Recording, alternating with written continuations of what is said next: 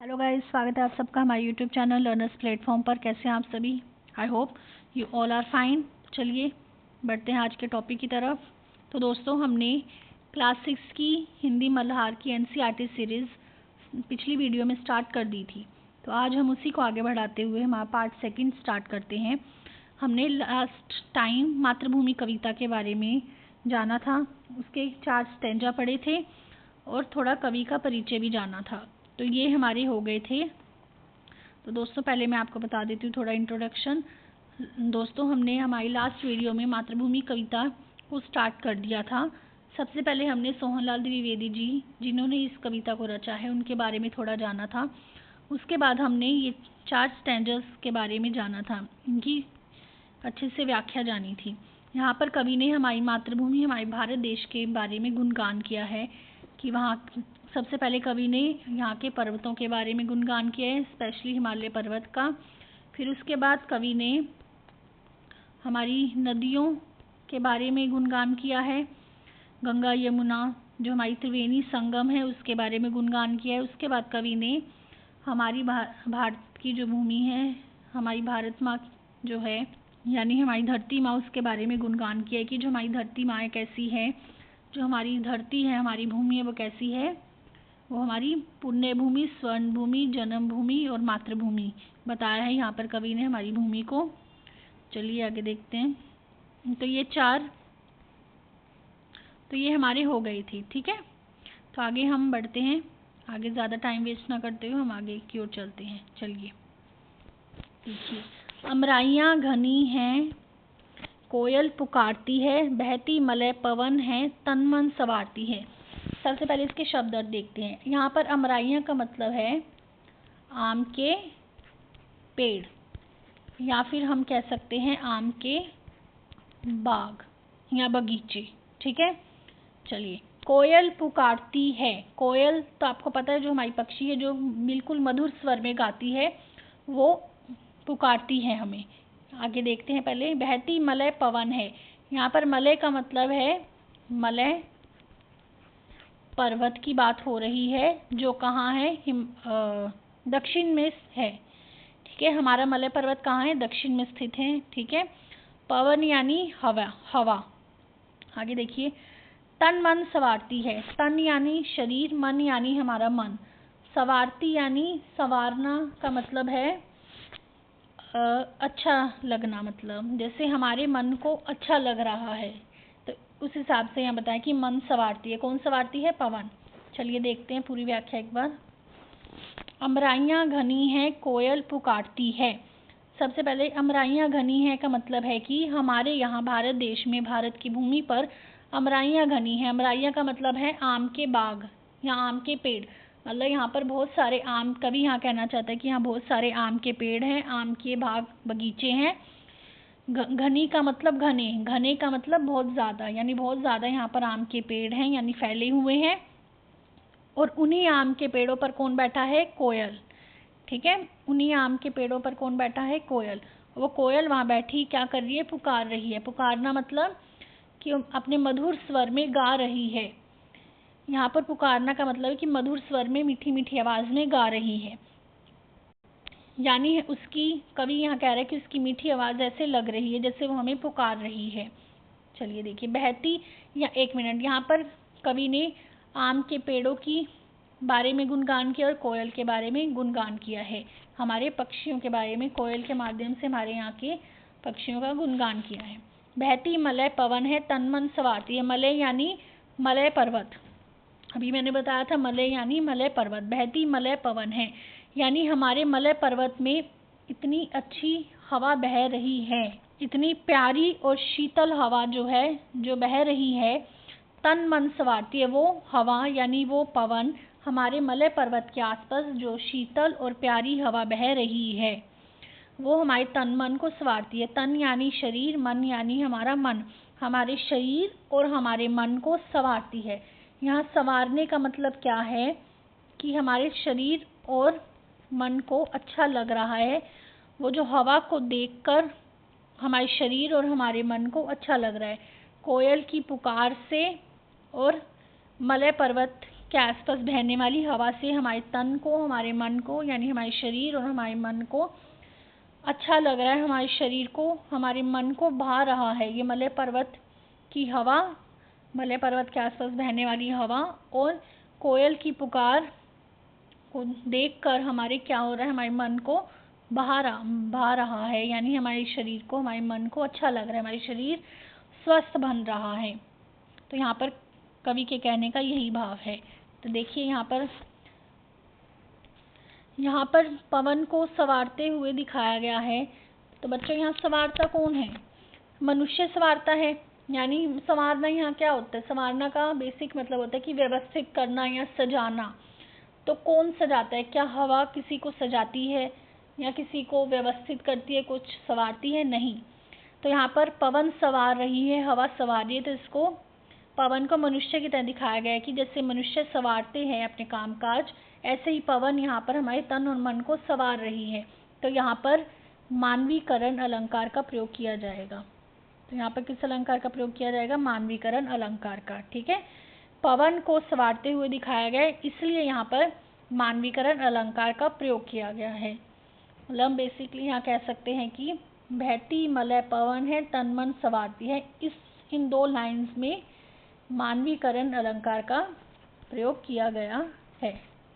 चलिए आगे चलते हैं। वह धर्म भूमि मेरी, वह कर्म भूमि मेरी, वह जन्म भूमि मेरी, वह मातृभूमि मेरी। तो यहाँ पर कवि कहना चाहता है कि वह धर्म भूमि मेरी, यानी कि ये जो भूमि है, जो भारत देश की भूमि है, ये धर्म की भूमि है। इसको धर्म की भूमि क्यों कहा गया है? क्योंकि एक ऐसी भूमि है जहाँ के लोग, मतलब हमारे जो भारत देश के लोग हैं, धर्मों को मानते हैं। जैसे कि आपको पता है अनेक धर्म के लोग यहाँ रहते हैं। यहाँ के जो लोग हैं धर्मों के आदर्शों और मूल्यों का आदर सत्कार करते हैं, तरह तरह के धर्मों को मानते हैं, धार्मिक मान्यताओं को मानते हैं, धार्मिक मूल्यों को मानते हैं, धार्मिक आदर्शों का पालन करते हैं। ठीक है, इसलिए कवि ने यहाँ पर जो हमारे भारत देश की भूमि उसको धर्म भूमि कहा है। वह कर्म भूमि मेरी, कर्म भूमि क्यों कहा है? क्योंकि यहाँ के जो लोग हैं, हमारी भारत की जो भूमि है, इस भूमि के जो लोग हैं वो अपने कर्मों से अच्छा कार्य करते हैं, अच्छा काम करते हैं। मतलब कहने का यहाँ कवि का तात्पर्य है कि वो यहाँ पर कर्म पर, यहाँ पे जो लोग हैं वो कर्मों पर विश्वास रखते हैं, अच्छे कर्म करते हैं। मतलब कहने का कि लोग यहाँ कर्मों पर विश्वास रखते हैं, अपने कर्मों से अपने काम करते हैं, अपने कर्मों से अच्छे काम करते हैं। यानी लोग बेसिकली मतलब यही है कि यहाँ के लोग जो है कर्म को मानते हैं, कर्मों पर विश्वास रखते हैं। मतलब लोगों की यही मान्यता है कि हमें कर्मों को करना चाहिए, अर्थात हमें अच्छे कर्मों को करना चाहिए, अच्छे कर्म करने चाहिए। चलिए आगे देखिए। वह जन्म भूमि मेरी, वह मातृभूमि मेरी। इसका मतलब है कि वह जन्म भूमि मेरी, यह वही भूमि है जहाँ, कवि कहना चाहता है कि यह वही भूमि है जहाँ मेरा जन्म हुआ है, वही महान भूमि है जहाँ मेरा जन्म हुआ है। और वह मातृभूमि मेरी, यहाँ हमने पिछली वीडियो में, पिछले स्टैंडर्स में भी हमने देखा था कि कवि ने यहाँ की जो भूमि है उसको माँ जैसी माना है। तो इसलिए वही यहाँ पर भी यही मतलब है कि कवि ने इस भूमि को माँ जैसी माना है, इसलिए कवि इस भूमि को मातृभूमि कह रहा है। और यहीं पर कवि का जन्म हुआ, इसलिए वह जन्मभूमि कह रहा है। ठीक है, तो चलिए।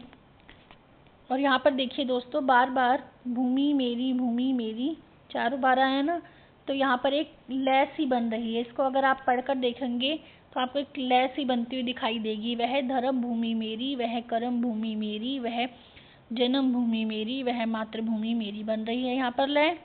यहाँ पर एक तरह से लय बन रही है। और जैसा कि आपको पता है यहाँ भूमि मेरी बार बार आया है, चारों की चारों लाइंस में आप देख रहे हैं ना, बार बार क्या आया है कि वह भूमि मेरी, वह भूमि मेरी।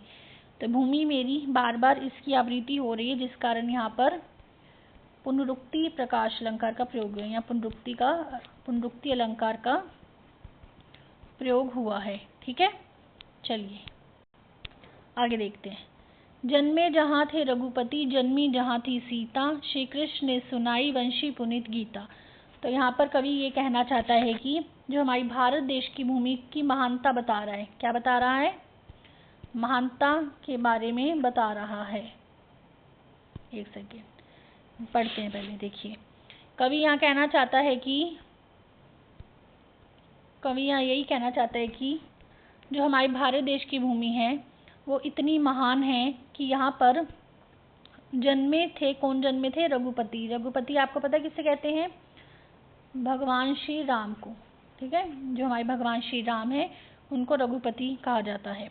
जन्मे जहाँ थे रघुपति। तो कवि यहाँ कहना चाहता है कि हमारी जो ये भूमि है इतनी महान है कि यहाँ पर भगवान श्री राम का जन्म हुआ है। जन्मी जहाँ थी सीता, ये वही भूमि है जहाँ माता सीता का जन्म हुआ है। तो कवि यहाँ यही कहना चाहता है कि हमारी यह वही महान भूमि है जहाँ भगवान श्री राम का जन्म हुआ है, जहाँ माता सीता जन्मी थी। आगे देखिए, श्री कृष्ण ने सुनाई वंशी पुनीत गीता। यह वही महान भूमि है जहाँ श्री कृष्ण ने, वंशी का मतलब होता है बांसुरी। ठीक है, वंशी का मतलब यहाँ क्या होता है? बांसुरी। तो श्री कृष्ण ने सुनाई वंशी पुनीत गीता, और पुनीत का मतलब यहाँ क्या है? पुनीत का मतलब होता है पवित्र। ठीक है, वंशी का मतलब बांसुरी और पुनीत का मतलब पवित्र। तो कवि यहाँ कहना चाहता है कि यह वही महान भूमि है जहाँ श्री कृष्ण ने अपनी बांसुरी पर पवित्र गीता सुनाई थी, यानी पवित्र गीता का उपदेश दिया था। यहाँ पर गीता का मतलब है जो हमारी भागवत गीता है उसका, आपको पता है श्री कृष्ण ने हमारे भारत देश में ही गीता का, कुरुक्षेत्र नाम की जगह पर हमारी गीता का उपदेश दिया था। अर्जुन को गीता का उपदेश सुनाया था, इस बारे में सबको पता है। तो कवि भी यही कहना चाहता है कि यह वही महान भूमि है जहाँ श्री कृष्ण ने अपनी बांसुरी पर गीता का उपदेश दिया था। ठीक है, ये वही महान भूमि है। मतलब कवि अपनी भूमि की महानता के बारे में बताया कि हमारी भूमि इतनी महान है कि यहाँ पर भगवानों का यहाँ पर जन्म हुआ है। जैसे भगवान श्री राम का यहाँ जन्म हुआ है, माता सीता का यहाँ जन्म हुआ है, और यह वही भूमि है जहाँ श्री कृष्ण जी ने गीता का उपदेश दिया था। तो यहाँ पर अपनी भूमि की महानता के बारे में कवि बता रहा है। ठीक है, यहाँ पर देखिए, जन्मी जहाँ और जन्मी जहाँ, जन्मे जहाँ और जन्मी जहाँ। तो यहाँ पर कौन सा अलंकार प्रयोग हो रहा है? अनुप्रास। क्योंकि यहाँ पर आप देख रहे हैं कि ज वर्ण की आवृत्ति बार बार हो रही है, इसलिए यहाँ पर अनुप्रास अलंकार का प्रयोग किया जाएगा। और साथ में यहाँ पर धार्मिक प्रसंगों का ज़्यादा प्रयोग किया गया है। तो धार्मिक प्रसंगों का जो प्रयोग है वो बहुत ज़्यादा भावपूर्ण बना रहा है इस कविता को। जैसे कि आपने देखा यहाँ पे कितना धार्मिक प्रसंगों का प्रयोग किया गया है, और पीछे भी बताया गया था। देखिए, धर्म भूमि बोला गया था, हमारी जो भूमि को धर्म भूमि बोला गया था, और यहाँ पर भी धार्मिक प्रसंगों का ही प्रयोग हुआ है। इसलिए जो इन धार्मिक प्रसंगों का प्रयोग करने के कारण जो हमारी कविता है वो काफ़ी कैसी बन चुकी है? भावपूर्ण बन चुकी है। ठीक है, चलिए आगे देखते हैं। गौतम ने जन्म लेकर जिसका सुयश बढ़ाया, जग को दया सिखाई, जग को दिया दिखाया। तो यहाँ पर गौतम कौन है? यहाँ पर बच्चों गौतम का मतलब है, यहाँ पर गौतम बुद्ध की बात हो रही है। किसकी? जो हमारे बुद्ध भगवान है, गौतम बुद्ध है, उनकी यहाँ पर बात की गई है। ठीक है, तो जिसका सुयश बढ़ाया, सुयश का मतलब होता है अच्छी प्रसिद्धि। सुयश मतलब अच्छा यश मिलना या अच्छी प्रसिद्धि। यश का मतलब यहाँ क्या होता है?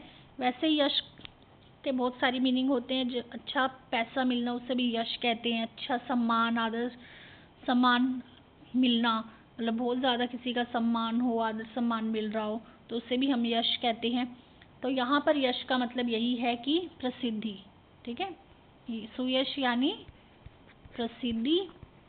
गौतम यानी गौतम बुद्ध की बात की गई है यहाँ पे। आगे देखिए, जग को दया सिखाई, जग को दिया दिखाया। दया का मतलब यहाँ पे क्या है? दया का मतलब यहाँ है करुणा। ठीक है, दया का मतलब है करुणा दिखाना, दया दिखानी किसी पर। ठीक है, यहाँ पे इसका मतलब हम प्रेम से भी ले सकते हैं। दया का मतलब प्रेम भी होता है और करुणा भी होती है। जग को दिया दिखाया, दिया यानी दिया का मतलब भी दिखाना ही होता है। ठीक है, देखते हैं कैसे आगे समझते हैं। पहले इसकी व्याख्या। यहाँ पे कवि यही कहना चाहता है कि गौतम ने जन्म लेकर जिसका सुयश बढ़ाया। गौतम ने, जैसे यहाँ पर रघुपति यानी भगवान श्री राम ने जन्म लिया था, उसके बारे में बताया था।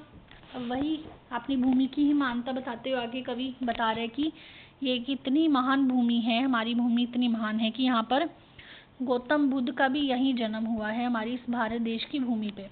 तो गौतम ने जन्म लेकर, हमारे महात्मा बुद्ध ने यहाँ पर जन्म लिया है, महात्मा गौतम बुद्ध ने भी यहाँ पर जन्म लिया है। इतनी महान भूमि है कि हमारे महात्मा बुद्ध ने भी यहाँ पर भारत में जन्म लिया।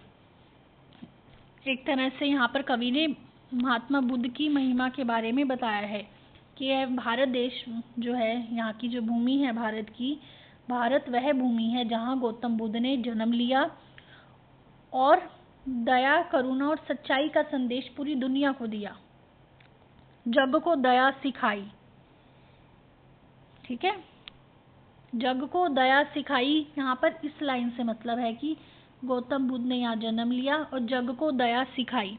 दया सिखाई का मतलब क्या है, अभी बताया था। दया का अर्थ क्या था, करुणा या प्रेम, यानी जग को, इस दुनिया को, यहाँ के लोगों को दया करनी सिखाई, यहाँ के लोगों को प्रेम करना, करुणा करना सिखाया। जग को दिया दिखाया। दिया दिखाया का मतलब यहाँ क्या है, दिया का मतलब यहाँ इस चीज़ से भी होता है कि मतलब प्रकाश दिखाना। अब जैसे प्रकाश दिखाना भी दिया दिखाना ही होता है, यानी उन्होंने अज्ञानता को मिटाकर लोगों को सच्चाई का रास्ता दिखाया। उन्होंने प्रकाश दिखाया, सच्चाई का प्रकाश दिखाया लोगों को। जो हमारे महात्मा बुद्ध थे, उन्होंने यही जन्म लिया हमारे भारत देश में, लोगों को प्रकाश दिखाया, सच्चाई का प्रकाश दिखाया। किसका प्रकाश दिखाया, सच्चाई का प्रकाश, यानी सच्चाई का रास्ता दिखाया। लोगों के अंदर से अज्ञानता को मिटाया, अज्ञानता को मिटाकर लोगों को सच्चाई का रास्ता दिखाया। किसने, गौतम बुद्ध ने, जिसका सुयश बढ़ाया। मतलब कवि का यही, यहाँ पर यही कहना है कि उन्होंने यहाँ के भारत देश में जन्म लिया और यहाँ के लोगों को दया करना सिखाया, यहाँ के लोगों को सच्चाई का, उनकी अज्ञानता को दूर करके उनको सच्चाई का रास्ता दिखाया, और जिससे हमारे भारत देश के लोगों को मतलब एक तरह से सुयश यानी प्रसिद्धि मिली। हमारा भारत देश को एक तरह से प्रसिद्धि मिली है, किसकी सहायता से, गौतम बुद्ध की सहायता से। उन्होंने लोगों को दया करनी सिखाई, लोगों को सच्चाई का रास्ता अपनाना सिखाया और हमारे भारत देश का सुयश बढ़ाया, हमारे भारत देश की प्रसिद्धि बढ़ाई गौतम बुद्ध ने। चलिए यहाँ पर देखिए, यहाँ पर एक तरह से संदेश दिया गया है। ठीक है, जैसे कि यहाँ कवि ने बताया कि गौतम बुद्ध ने कैसे अहिंसा का संदेश दिया कि हिंसा नहीं करनी है, सच्चाई का रास्ता अपनाना है, उनकी अज्ञानता को दूर किया। कैसे दूर किया, आपको पता है ना गौतम बुद्ध के बारे में। उन्होंने अहिंसा का रास्ता अपनाया था, लोगों को भी अहिंसा करने का संदेश दिया था कि हमें हिंसा नहीं करनी है, दूसरों के साथ सच्चाई का रास्ता अपनाना है, दूसरों के प्रति दया का भाव रखना है। तो ये एक तरह से गौतम बुद्ध ने भारत देश के लोगों को संदेश दिया था। तो यहाँ पर हमारी संदेशात्मक भाषा का भी प्रयोग हुआ है। कौन सी भाषा का, संदेशात्मक। ठीक है, संदेशात्मक भाषा का प्रयोग किया गया है। और यहाँ पर गौतम बुद्ध ने एक तरह से शिक्षा ही दी है लोगों को कि भाई हमें सच्चाई का रास्ता अपनाना है, लोगों से अहिंसा रखनी है, हिंसा नहीं करनी है, एक दूसरे के प्रति प्रेम और करुणा का भाव रखना है। और इसलिए यहाँ पर एक तरह से मूल्य शिक्षा दी गई है। बुद्ध ने भारत के लोगों को शिक्षा दी है। तो उन्होंने क्या शिक्षा दी है वो भी हम यहाँ लिख सकते हैं कि गौतम बुद्ध ने हमें इस स्टैंजा में, मतलब इस पैरे में कवि ने ये बताया कि गौतम बुद्ध ने भारत देश के लोगों को शिक्षा दी है, उनको दया का महत्व समझाया है, मानवता का पाठ पढ़ाया है एक तरह से कि हमें मानवता अपनानी चाहिए और लोगों के प्रति दया और करुणा का भाव रखना चाहिए। ठीक है, और यहाँ पर कोई अलंकार यूज नहीं हो रहा है। एक सेकंड में देख लेती हूँ। गौतम ने जन्म लेकर जिसका सुयश बढ़ाया, जग को दया सिखाई, जग को दिया दिखाया। हाँ बेटा, यहाँ पर दिया दिखाया, यहाँ पर देखिए दिया दिखाया में द वर्ण की आवृत्ति हो रही है, जिसका यहाँ पर अनुप्रास अलंकार का प्रयोग हो रहा है। ठीक है, यहाँ पर सिर्फ अनुप्रास अलंकार का प्रयोग हो रहा है और गौतम बुद्ध ने यहाँ पर हमें एक मूल्य शिक्षा दी है, संदेशात्मक भाषा का प्रयोग किया गया है, बस यही है इसमें। चलिए आगे देखते हैं। वह युद्ध भूमि मेरी, वह बुद्ध भूमि मेरी, वह मातृभूमि मेरी। ये यहाँ से थोड़ा कट गया है, यहाँ पर लिखा है वह जन्म भूमि मेरी। वह युद्ध भूमि मेरी, वह बुद्ध भूमि मेरी, वह मातृभूमि मेरी और वह जन्म भूमि मेरी। मैं यहाँ पर लिख देती हूँ।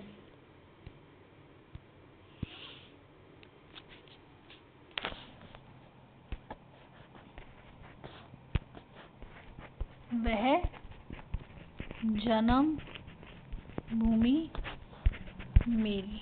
ठीक है, एक मिनट।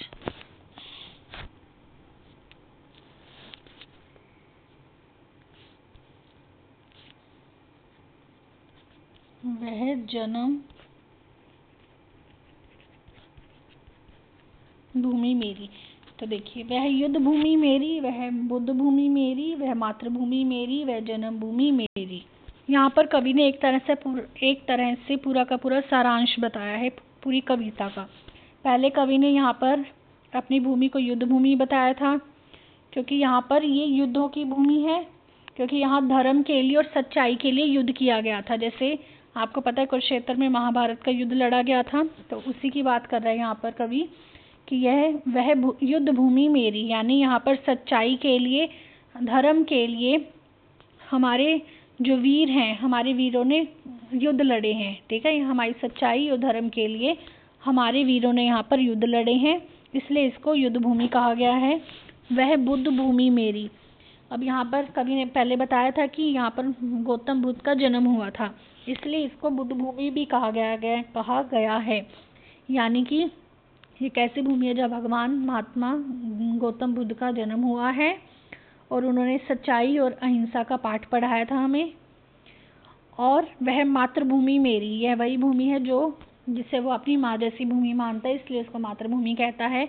और यह वही भूमि है जहाँ कवि का जन्म हुआ था, इसलिए उसे वो जन्मभूमि भी कहता है। यह है इस लास्ट पैरे में एक तरह से कवि ने पूरी कविता का सारांश ही बताया है कि यह एक ऐसी भूमि है जहाँ हमारे वीरों ने काफ़ी युद्ध लड़े हैं। सच्चाई किस लिए लड़े हैं? सच्चाई के लिए और धर्म के लिए।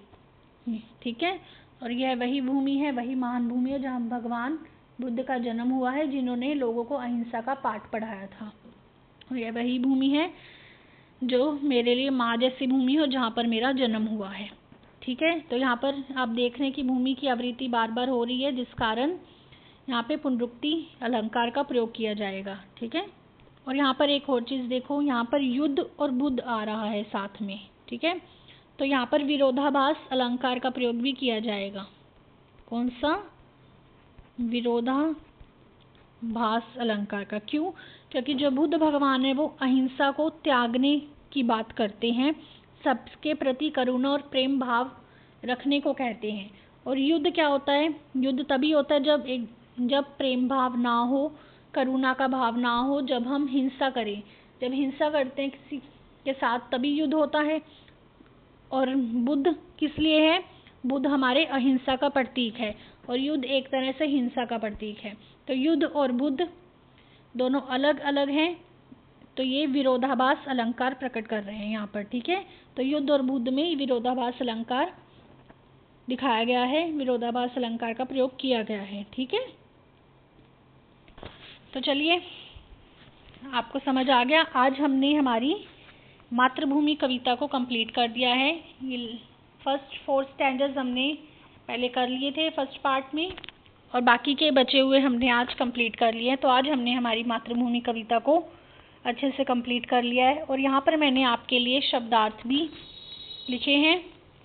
अगर जब आप इनसे रिवाइज करें दोबारा से तो आपको और भी अच्छे से क्लियर हो जाए, इसलिए मैंने यहाँ पर शब्दार्थ भी दिए हैं।